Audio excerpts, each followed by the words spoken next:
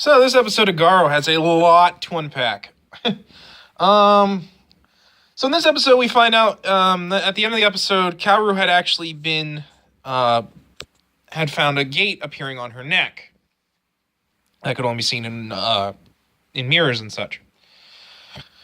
This episode explains that apparently Bargo has been with these characters a lot longer than they appeared. It appeared Bargo is in fact Kiba, the legendary Black Wolf, aka the Dark Knight Kiba.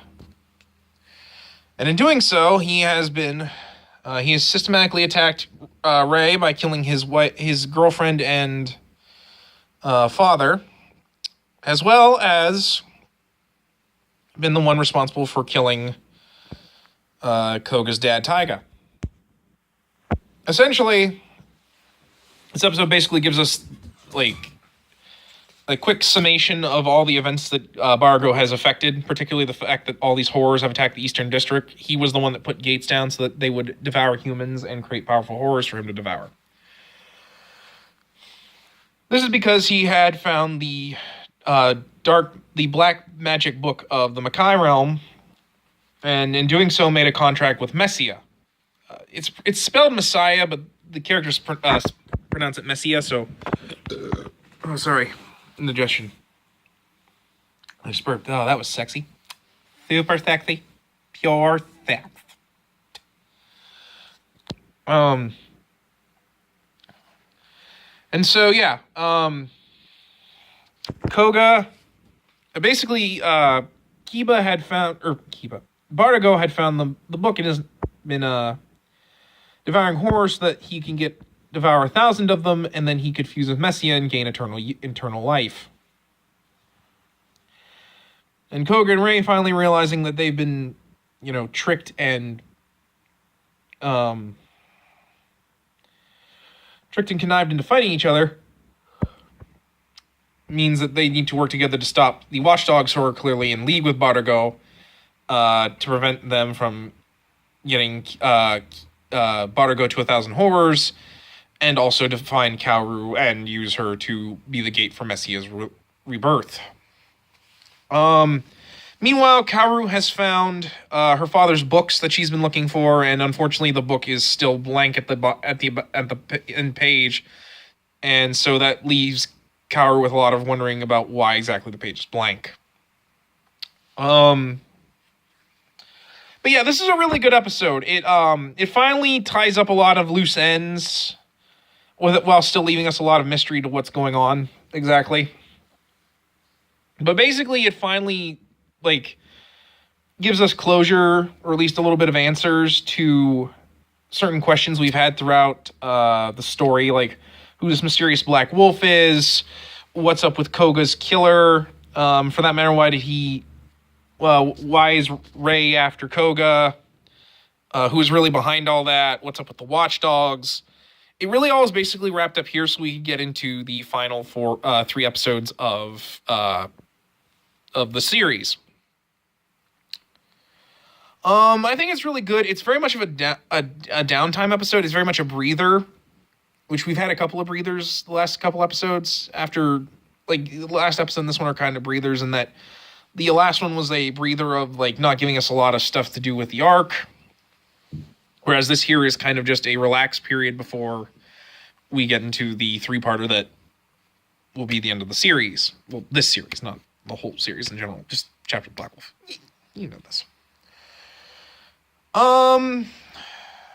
Yeah, it's really good. I really like the scenes where Kaoru actually asks Koga to cut her down so that she cannot become the gate.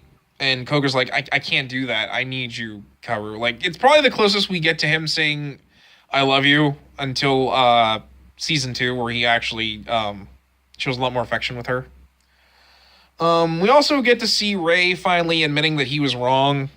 Granted, it's not really truly saying he was wrong, but more he was, apologizing to Koga and being like, look, we need to put aside our differences because I need you to defeat Kiba. There's no way that you and I stand a chance on our own to defeat Kiba. And Koga pretty much agrees to that at the end of this episode.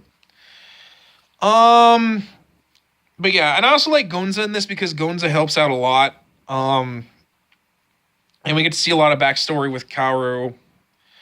Granted, it kind of shows up now instead of like throughout the series. Like we never knew that she met Barago as a child, but he did. We also learned that he somehow survived this thing where in the episode where we actually saw Taiga's death, he slashed an X through Barago's face with the shoulder, with the forearm blades on the GARO armor. And that was supposed to kill him in a couple of days after he'd used it. So the fact that he's still alive is actually shocking to both Zaruba and Gonza, who thought he was dead, especially because they had found the rusted Mado lighter that belonged to Barago.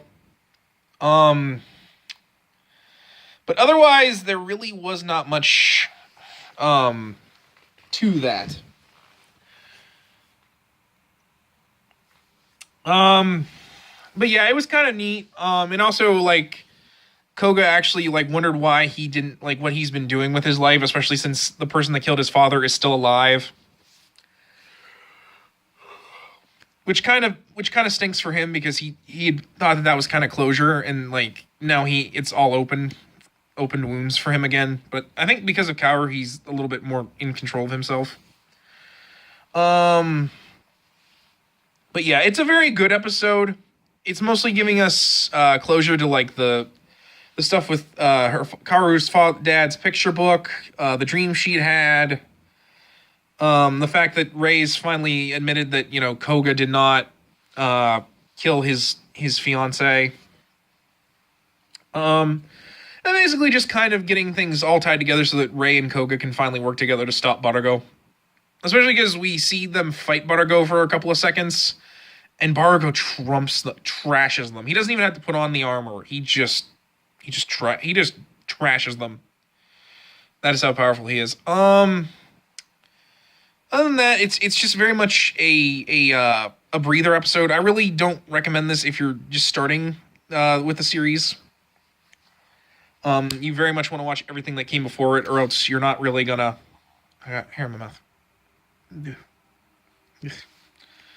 But otherwise, it's a pretty good episode. There's really much more to say because it's very, very much just an exposition and like character moments. My favorite being when Kaoru finds out that like she had drawn pictures in the book at the end of the book because she didn't like that when she was a child, she didn't like how it ended in a blank page, but like her father basically did that because she's like, it's like there's no end to the story of the Makai Knight. You know, there are multiple endings because there will always be a different man in the armor, and stories do not have one single conclusion, sort of thing.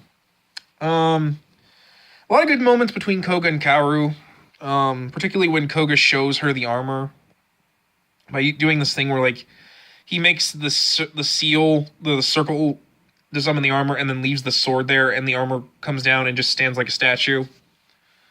And they have like a little moment there, especially because like she's finally let into his training room, and we get to see like her reaction to that and such. But yeah, Rey's pretty good in this, just because he's finally kind of becoming the character we will see him being, the character I like him as from this point forward, not being an actual good guy.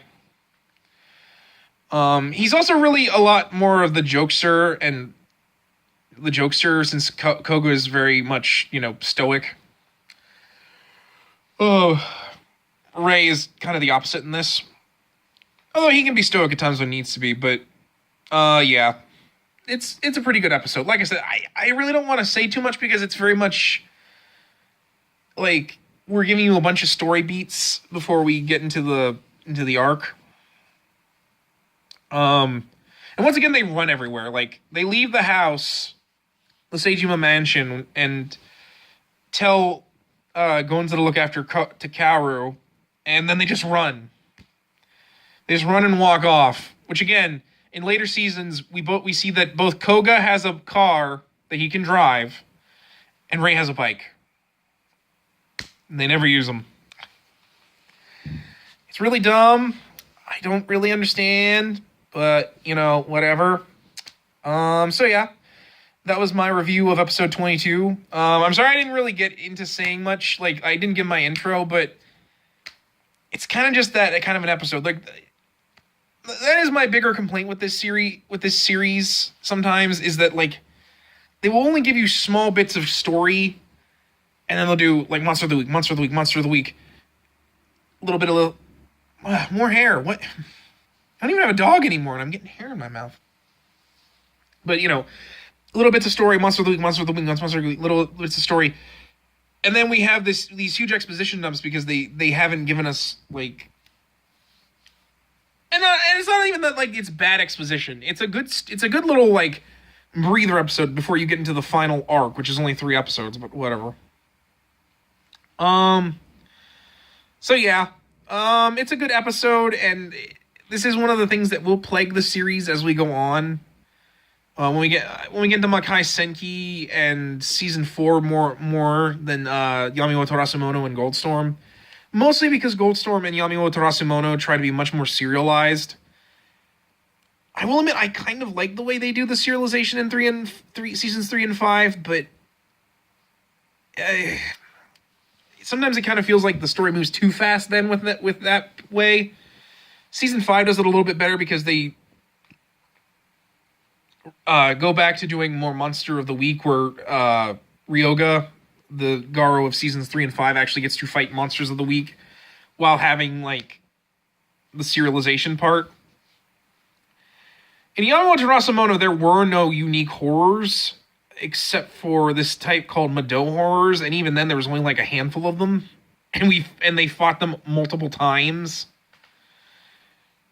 And I really more like when the horrors actually have a design, and I like that they usually work into the story somehow, like, as a way for, like, the characters to have, like, an emotion moment, or if it's dealing with the character's own inner struggles and such.